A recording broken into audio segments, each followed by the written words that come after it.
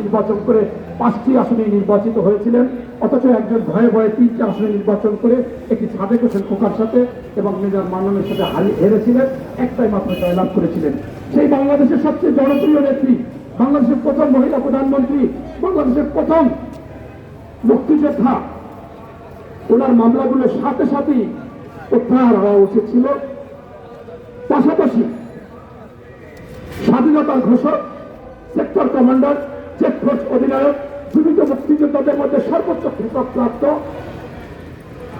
সফল রাষ্ট্রনায়ক, সফল সেনাপ্রধান, শহীদ প্রেসিডেন্ট জিয়াউর রহমানের প্রতিচ্ছবি, খালেদা জিয়ার প্রতিচ্ছবি, টেকনাফ থেকে তেঁতুলিয়া, রূপসা থেকে পাথুরিয়া, যিনি মানুষের জন্য সবসময় চিন্তা ভাবনা করেছেন, কাজ করেছেন, গ্রামগঞ্জে গিয়েছেন, সকলকে উজ্জীবিত করেছেন। আসুন একটু উদ্যোগ নিন, একটু প্রচেষ্টা করেন, সফলতা আসবে।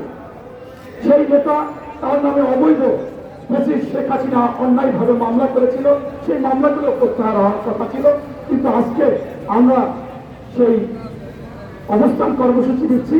এই দুইজন বাংলাদেশের সাবেক প্রধানমন্ত্রী এবং বিএনপির ভারপ্রাপ্ত চেয়ারম্যান বেগম খালেদা জিয়া এবং তারেক রহমানের সকল মামলা প্রত্যাহারের দাবিতে আজকে এই অবস্থান কর্মসূচি